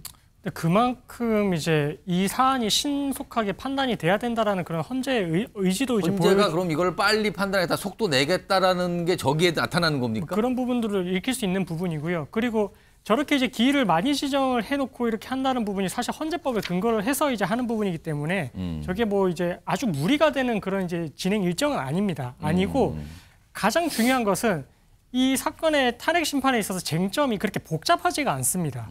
복잡하지 않고 단순하기 때문에 변호인들도 이 정도의 기일이면 충분히 준비를 할 수가 있다. 이 정도 이제 판단이 서기 때문에 헌재에서도 저렇게 이제 신속하게 심리를 하겠다라는 일정을 지금 밝힌 거라서 뭐 저 부분에 있어서는 뭐 앞으로 어떻게 응할지는 모르겠지만 아마 계속해서 이제 헌재 입장에서는 조금 신속하게 심리를 집중적으로 진행을 하지 않을까. 이렇게 좀 예측이 되고 있습니다. 알겠습니다. 참고로 박근혜 전 대통령 탄핵 심판 때요. 헌법재판소가 2017년 1월 3일부터 변론기를 진행하기 시작해서 2월 27일까지 약 8주 반 동안 17번의 변론기를 했습니다. 그때도 거의 한 주당 2회꼴로 했고 그 설 연휴에 빠지는 걸 보충하기 위해서 주 3회를 한 적도 한 번 있었죠. 그때하고 비슷하게 좀 많이 자주 한다는 주 뜻이네요. 2회 자체는 그러니까 과거에도 했던 적은 있습니다. 과거 전례가 있다. 그런 말씀이네. 알겠습니다.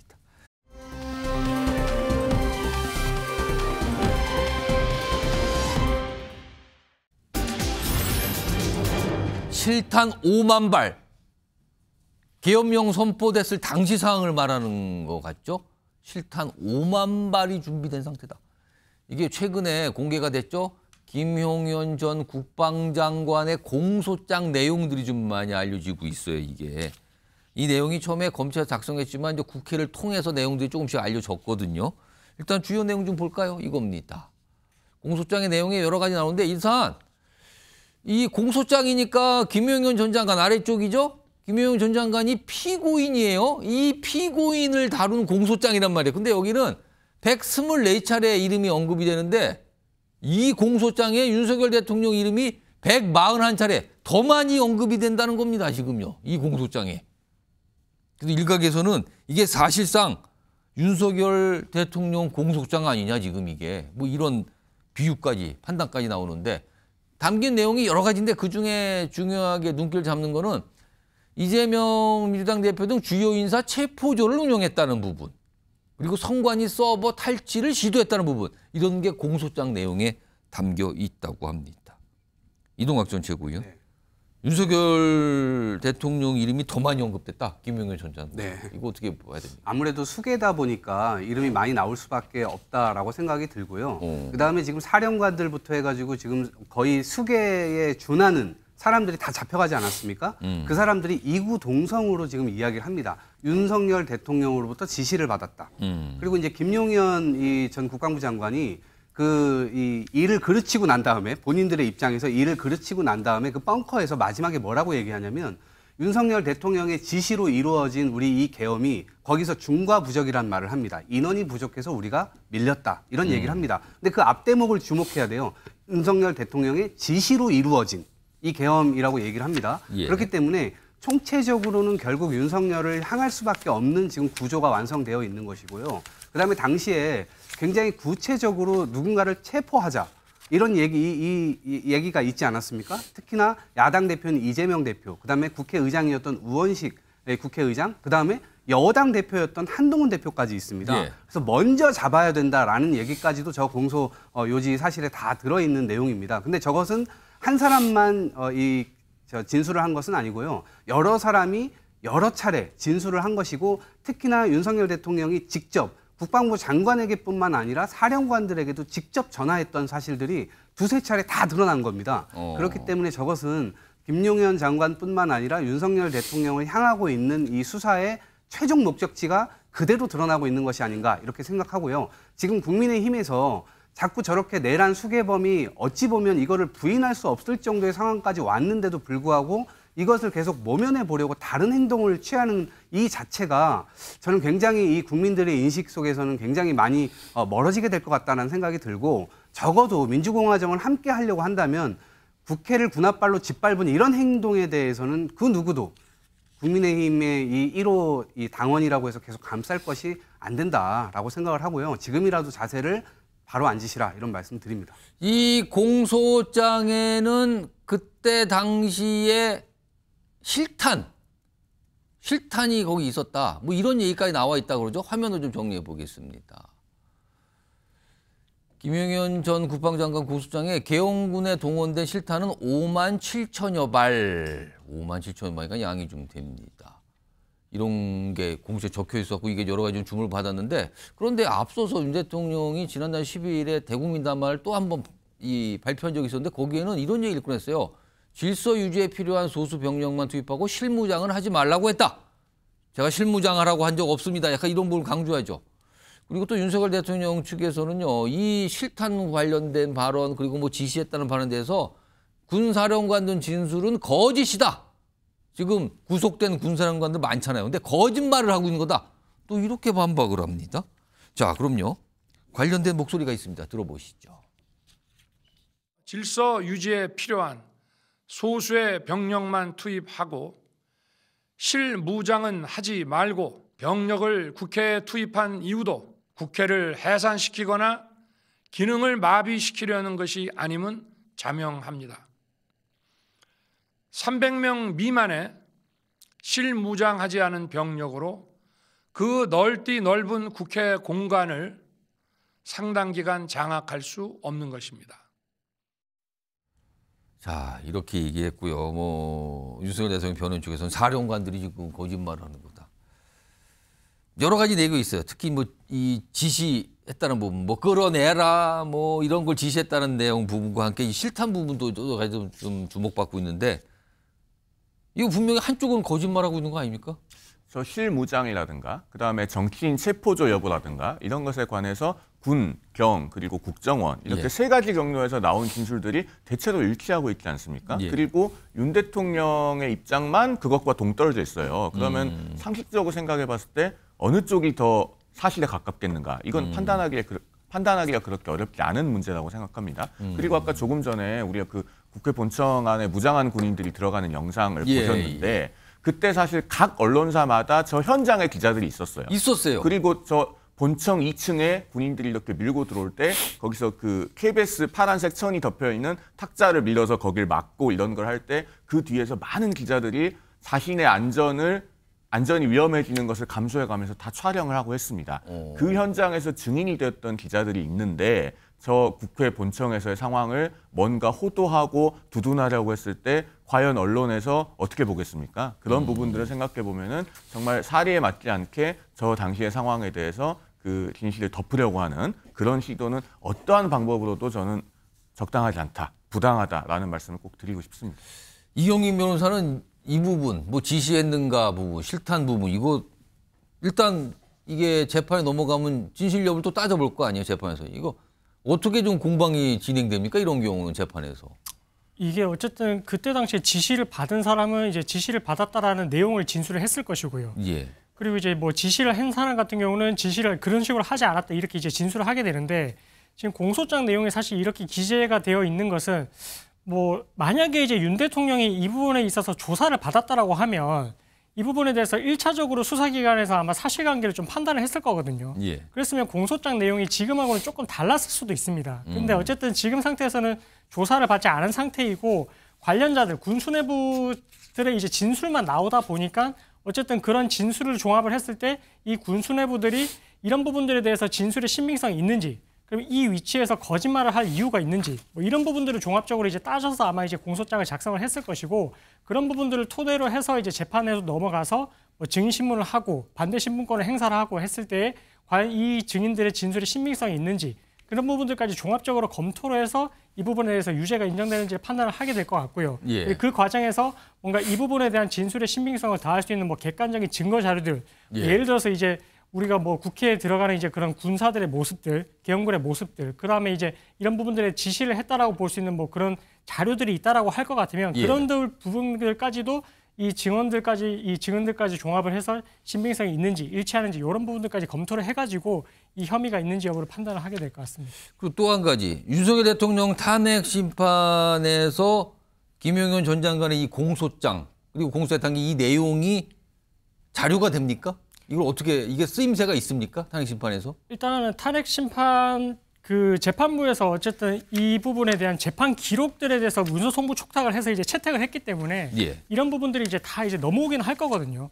그 말인즉슨 어쨌든 지금 상태에서는 관련자들의 진술 내용들을 토대로 이 혐의가 그러니까 이제 뭐 파면에 이르는 중대한 법 위반이 있는지 여부를 판단을 할 수밖에 없는 상황이고 그래서 그런 부분들이 있어서 어떻게 보면 김용현 전 장관의 이 진술 같은 경우는 중요 임무 종사자로 지금 분류가 되기 때문에 아주 예. 중요한 자료를 쓸 수밖에 없거든요. 그래서 이런 부분들을 향후 탄핵 심판에 있어서 무조건 영향을 주게 될 것 같고 그 예. 부분에 대해서는 뭐 앞으로 이제 형사 재판에서 또 이제 증언들이 또 쏟아져 나오게 되면 그런 부분들까지도 추가적으로 또 자료를 요청해서 아마 헌재에서 이제 그런 부분도 종합적으로 검토해서 판단하게 될 것 같습니다.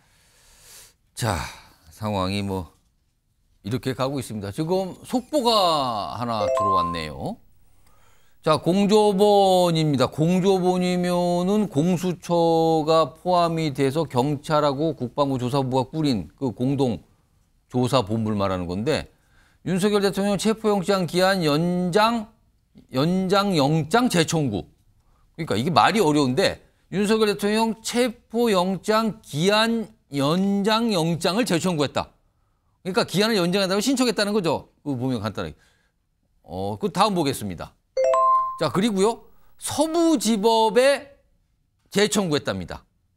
그러니까 원래 공수처가 윤석열 대통령의 체포영장을 신청한 곳 그리고 발부받은 곳이 서부지법인데 여기에다 재청구를 했다는 거잖아요. 송영훈 전 대변인. 이건 어떻게 재청구는 연장 신청입니까? 아니면 영장을 다시 청구했다고 봐야 되는 겁니까? 일단 이거? 체포영장이 지금 유효기간이 일주일짜리잖아요. 예. 오늘 밤 자정으로 만료됩니다. 예, 끝나요. 그러니까 지금 영장을 재청구를 한 건데 예. 이거 유효기간 늘려서 새로 나오는 거는 법원이 쉽게 해줍니다. 그리고 더더군다나 동일한 법원이잖아요. 이미 한번 체포영장 및 수색영장을 이걸 서부지법에 다시 했네요. 한번 체포영장 및 수색영장을 발부한 법원이기 때문에 뭐 어렵지 않게 같은 그럼 조건으로. 이것도 역시 일주일짜리라고 봐야 되는 겁니까? 통상은 그렇게 봐야 되는데 이게 좀 약간 특수한 사건이기 때문에 변수는 있을 수 있습니다. 그 체포영장의 집행이 어렵다고 하는 사정을 지금 법원도 파악하고 있을 거기 때문에 예. 그 유효기간에 대해서는 좀 변수는 있을 것 같은데. 그러면 그 유효기간을 더 주거나 그럴 수도 있는 거예요? 그럴 가능성도 배제할 수는 없는데 다만 공조본이 그걸 공식적으로 확인해 주진 않을 것 같습니다. 왜냐하면 이번 체포영장의 집행 과정에서 사실은 청구 단계에서부터 영시에 영장을 청구했다라고 공표를 함으로써 수사의 밀행성이 깨졌다고 하는 비판을 많이 받지 않았습니까? 그러면 예. 그런 것에 대해서 공조본이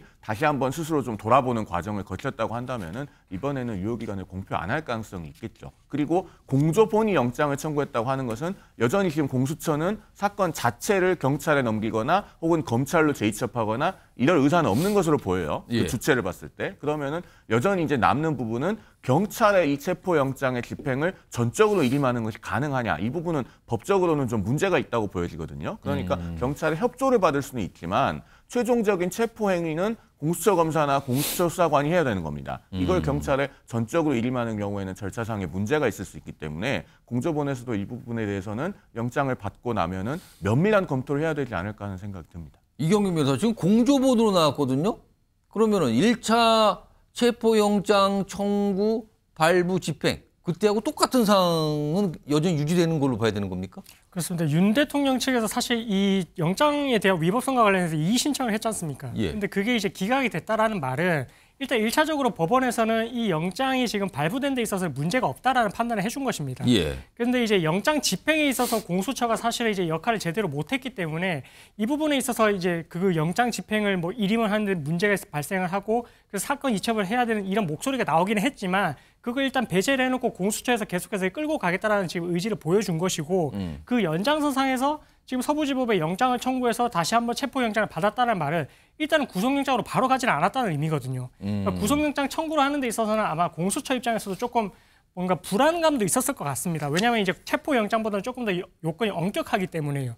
왜냐하면 증거인멸의 우려도 있고 도주의 우려도 있어야 되는데 만약에 구속영장을 청구를 했는데 그 부분이 만약에 기각이 된다면 또 이 부분은 또 본인들 입장에서도 또 위험성을 또 안고 가야 되는 그런 변수가 될 수 있어가지고 그래서 재청구를 하는 쪽으로 다시 가닥을 잡고 체포영장을 청구해서 발부를 지금 노리는 것 같고요.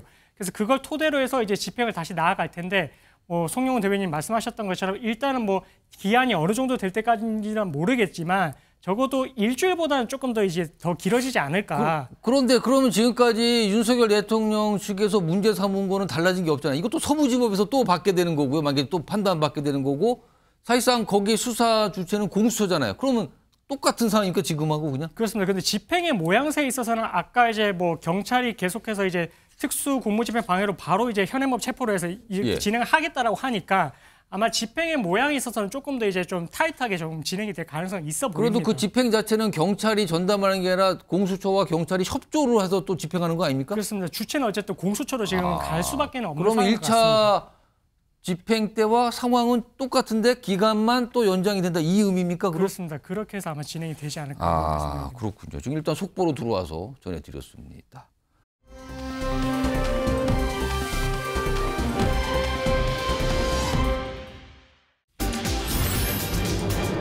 대대행도 탄핵인가? 대대행이면 지금 최상목 권한대행을 말하는 건데요.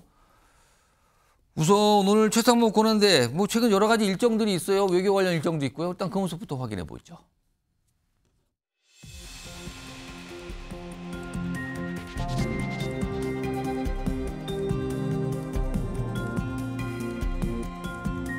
미국 신정부 출범 등으로 미 신정부와 긴밀히 올해 우리 경제는 국내 정치 상황과 미국 신정부 출범 등으로 대내의 불확실성이 크게 확대될 것으로 예상됩니다. 대불확실성이 우리 기업의 투자, 고용을 저해하거나 민생 어려움을 가중하지 않도록 철저히 관리해 나가겠습니다. 자, 이런 모습들이 오늘 있었죠. 이런 가운데 오늘 이재명 민주당 대표가 최상목 권한대행에 대해서 뭐라고 얘기를 합니다. 들어보시죠.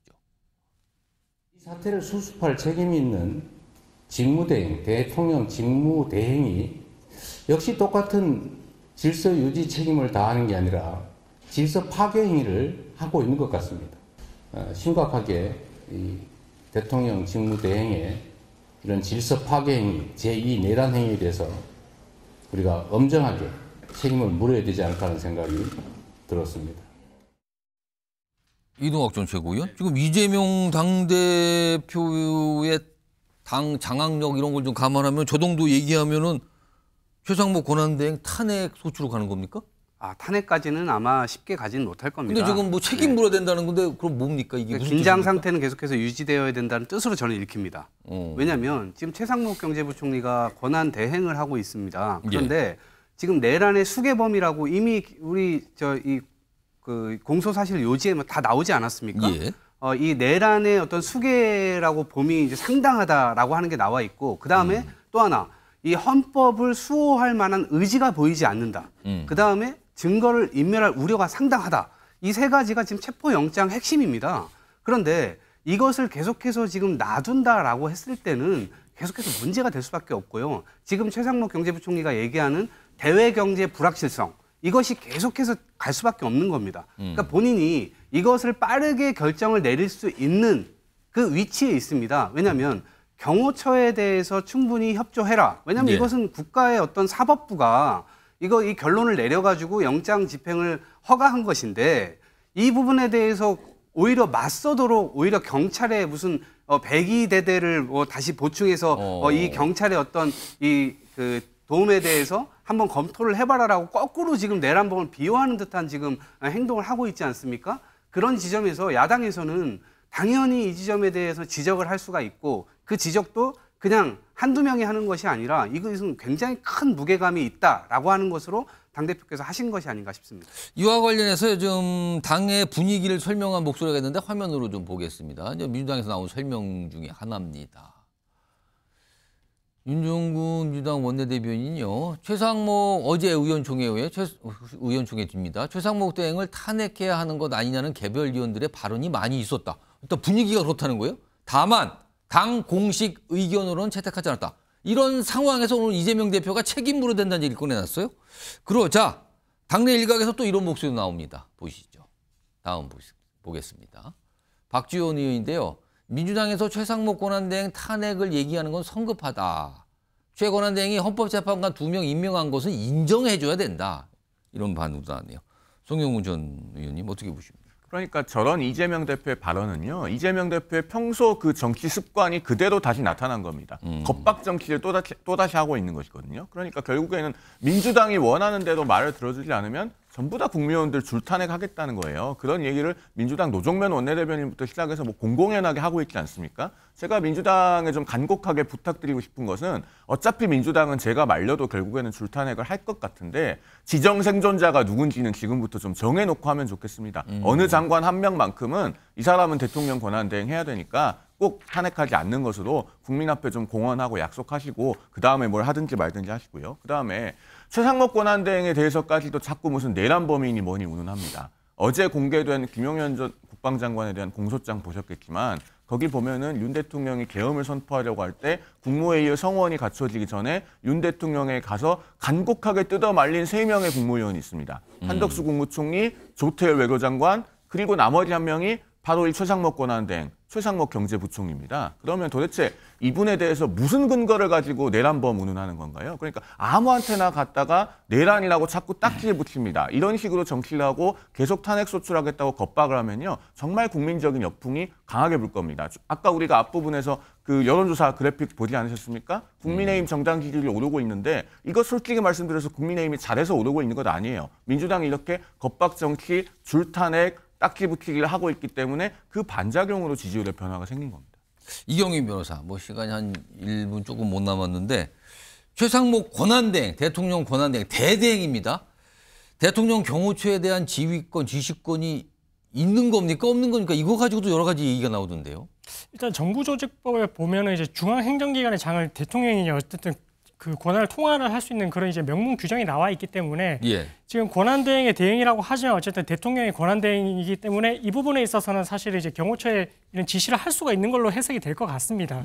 그래서 이 부분에 대해서 이제 영장 집행에 있어서 협조 요청을 한다라면은 훨씬 더 부드럽게 갈 수 있는 그런 이제 상황이지만 과연 그게 이제 그대로 이제 갔을 때 또 응할지 여부는 또 이제 경호처 입장에서는 또 이제 본인들이 내세우는 논리가 있어가지고 그런 부분에 있어서까지도 배제를 해놓고 아마 경호처에서는 집행에 좀 불응을 하지 않을까 좀 그렇게 좀 조심스럽게 생각이 그러니까 단순히 대통령이 모르겠는데 대행의 대행, 장관이 대행이니까 또 없는 거 아니냐 또 일각에 또 그런 또 해석까지도 나오는데 이게 정리가 안 된 겁니까 그거는? 그러니까 뭐 명문 규정으로만 봤을 때는 이제 이런 지시를 할 수가 있고 그러면 경호처가 따라야 되는 건 맞지만 경호처에서 내세우는 논리는 어쨌든 경호구역이 지정이 되어 있고 그래서 이제 대통령의 경호를 위한 것이다 이런 논리이기 때문에 그래서 따르지는 않을 것 같다 이렇게 생각하고 있는 것입니다. 복잡하게 좀 전개되고 있습니다.